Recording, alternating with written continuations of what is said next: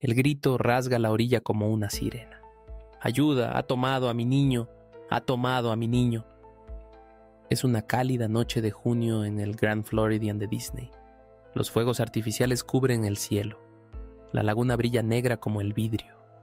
Las familias se detienen, confundidas, hasta que el agua estalla. Una forma, baja, blindada, prehistórica, se mueve de lado y desaparece, arrastrando a un niño de 2 años en la oscuridad. Su padre se lanza, las manos agarran la nada. Salpicaduras, gritos. Un socorrista corre descalzo sobre la arena demasiado blanda para sostenerse. La orilla se convierte en un torbellino de luces, de teléfonos y terror. Luego, silencio. Ninguna ondulación, ninguna burbuja. Solo el retroceso de lo que todos han escuchado, una sola salpicadura, un solo sorbo, y el nombre de un niño gritado en una laguna que no responde. La música del Magic Kingdom se extiende sobre el agua. En algún lugar debajo de ella, la noche ya ha decidido. El Grand Floridian brillaba esa noche. Sus torretas victorianas blancas relucían bajo los fuegos artificiales del Magic Kingdom. Las familias paseaban por los senderos, sosteniendo conos de helado y vasos de recuerdo. El aire vibraba con esa promesa de Disney. Aquí no puede pasar nada malo. En la playa de Seven Seas Lagoon, la familia Graves de Nebraska se acomodó para ver el espectáculo pirotécnico. Los padres, Matt y Melissa, tenían a Lane entre ellos, 2 años, cabello rubio que captaba la luz, hundiendo sus pequeños pies en la arena. La laguna lamía suavemente la orilla, baja, invitante. Había carteles, prohibido nadar, pero no advertían sobre lo que se escondía debajo. Ninguna mención de los caimanes, ninguna pista de que el agua oscura no estaba vacía. Lane chapoteaba en el agua baja, agachándose para recoger puñados de arena mojada en su pequeño cubo de plástico. Matt estaba a pocos pasos, con los ojos oscilando entre su hijo y el cielo iluminado. El aire cálido de Florida estaba inmóvil, ese tipo de calma que te hace olvidar lo rápido que puede romperse.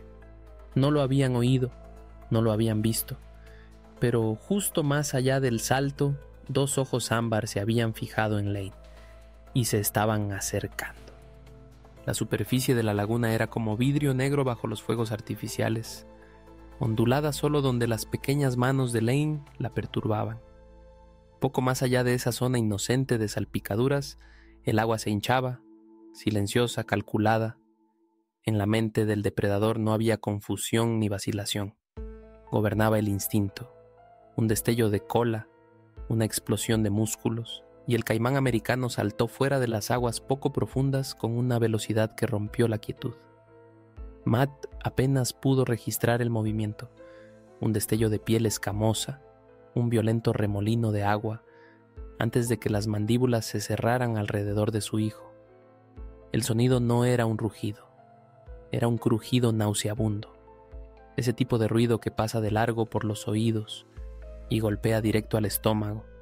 Lane fue arrancado de los pies tan rápido que el cubo y la pala que sostenía cayeron a varios metros de distancia, tragados por el agua. La cabeza del cocodrilo osciló, arrastrando al chico hacia aguas más profundas. El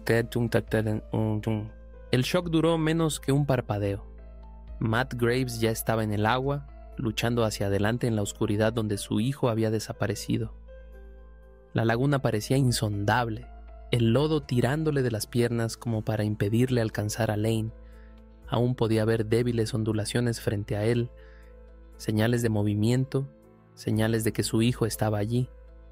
Se zambulló, los brazos moviéndose a través del agua turbia, los dedos, agarrando la nada salvo agua. El cocodrilo ahora era invisible, desvanecido en su elemento, su enorme cuerpo retorciéndose con precisión experta justo fuera de la vista. ¡Lane! Su voz desgarró la noche, un rugido desesperado tragado por la laguna. Se zambulló de nuevo, los pulmones ardiendo, tratando de agarrar cualquier cosa, piel, cabello, tela, pero la criatura ya se movía más profundo, más rápido. Cada segundo parecía una hora. Los fuegos artificiales seguían explotando sobre él en un contraste grotesco, proyectando destellos de rojo y oro sobre el agua. Luego llegó el silencio, ningún salpicón, ninguna ondulación, solo la pesada, sofocante conciencia que oprimía el pecho de Matt. El cocodrilo no volvería a la superficie, no con su presa viva. Pero Matt se negó a detenerse. Incluso mientras el frío lo mordía, siguió zambulléndose en la oscuridad, persiguiendo a un hijo que ya se deslizaba fuera de su alcance. El caos alrededor de la orilla se disolvió en un silencio extraño y sofocante. Los salpicones habían cesado, el caimán había desaparecido, y también Lane. Matt salió tambaleándose del agua, jadeando, con los ojos escudriñando cada centímetro de la superficie negra. Seguía repitiéndose que vería asomar una pequeña cabeza, que escucharía una vocecita llamando papá. Pero la laguna no le ofrecía nada, solo el lento y burlón lamer del agua sobre la arena. Melissa se aferró a los brazos de su esposo, la voz rota en sollozos irregulares. ¿Dónde está mi niño? A pocos pasos, otro invitado permanecía inmóvil, el teléfono flojo en la mano. Un niño cercano susurró a su madre. ¿Qué pasó con el chico? Pero nadie respondió. El aire estaba denso de terror. Aquella perfecta noche de verano de cuento de Disney se había transformado en algo extraño, peligroso. En algún lugar bajo esa agua inmóvil, el depredador se escondía, silencioso, paciente, aferrado a lo que había tomado. El pecho de Matt se levantaba con dificultad, los ojos fijos en la laguna oscura. Los músculos gritaban por la lucha, pero su mente ya buscaba otro camino, otra posibilidad para recuperar a su hijo. La pesadilla no había terminado, solo se había vuelto silenciosa, demasiado silenciosa. En el momento en que el horror se hizo evidente, la escena estalló en movimiento. Los invitados gritaban, los miembros del elenco gritaban por las radios. Alguien gritó, ¡llamen al 911, ahora! Matt estaba de nuevo en el agua hasta el pecho, sumergiéndose, emergiendo jadeante, luego sumergiéndose de nuevo. Ya no le importaba el cocodrilo. Si volvía, él también podría atraparlo. Lo único que importaba era encontrar a Lane.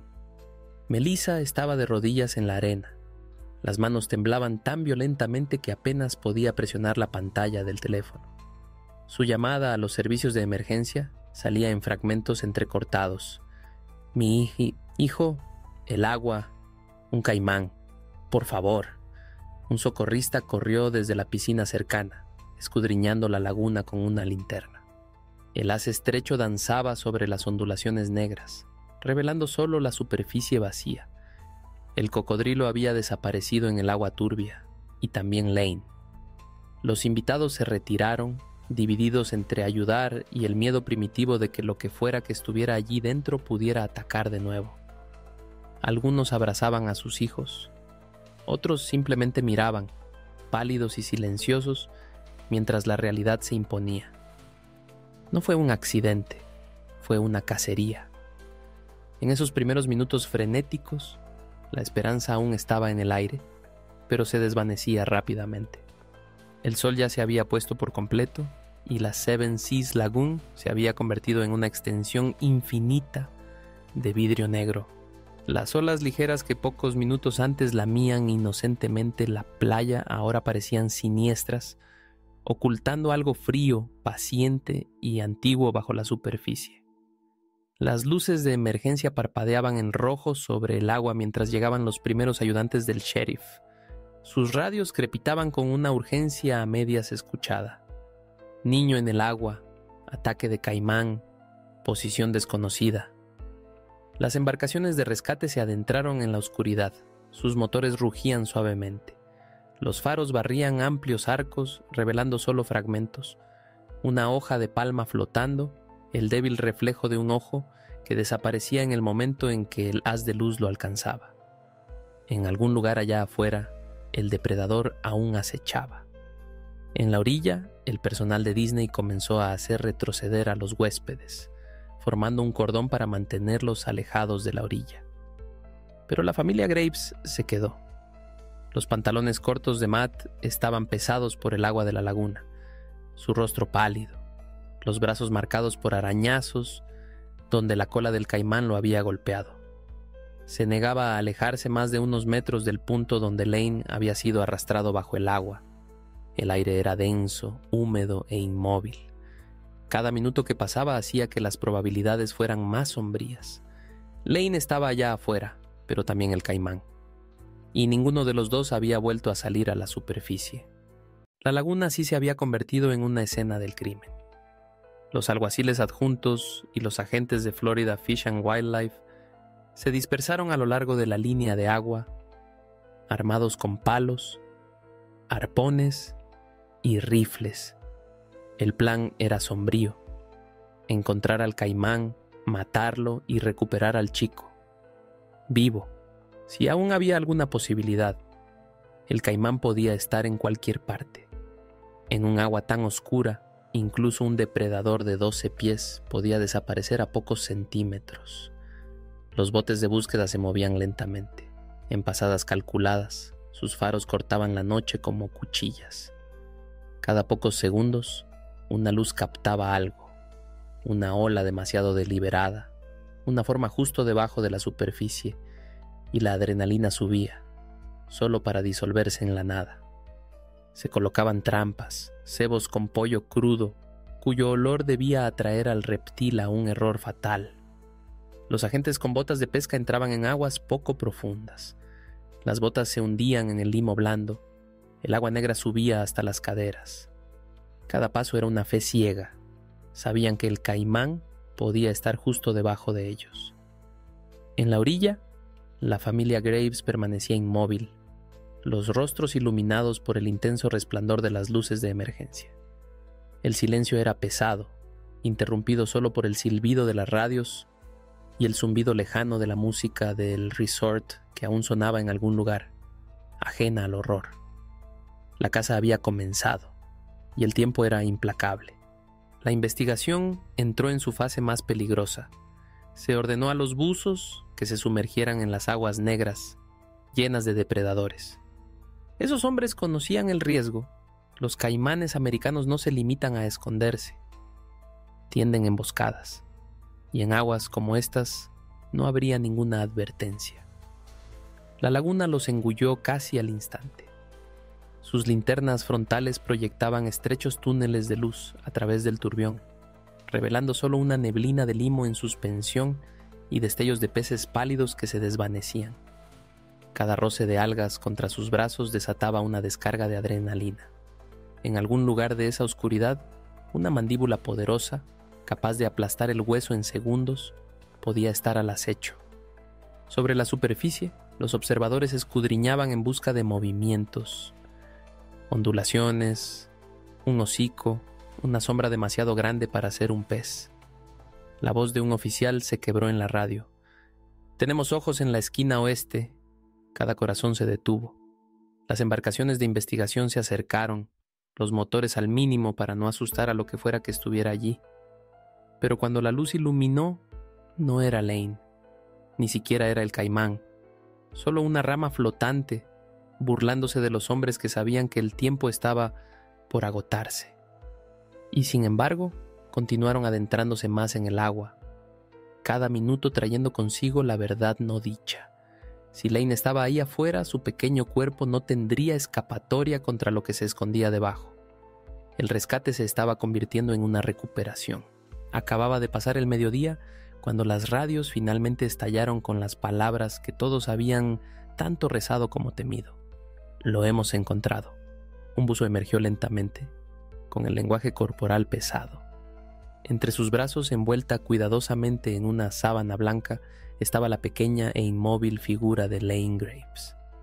La laguna estaba silenciosa, ningún sonido excepto el chapoteo del agua contra el bote de rescate. Incluso los pájaros parecían haberse callado, como si la propia naturaleza comprendiera la gravedad de lo que acababa de ser encontrado. Lane había sido localizado cerca del fondo, no lejos del lugar del ataque, escondido en un salto de profundidad poco profundo, donde el agua turbia ocultaba todo lo que estaba debajo. Era justo el punto hacia donde el caimán lo había arrastrado en los frenéticos segundos después del secuestro.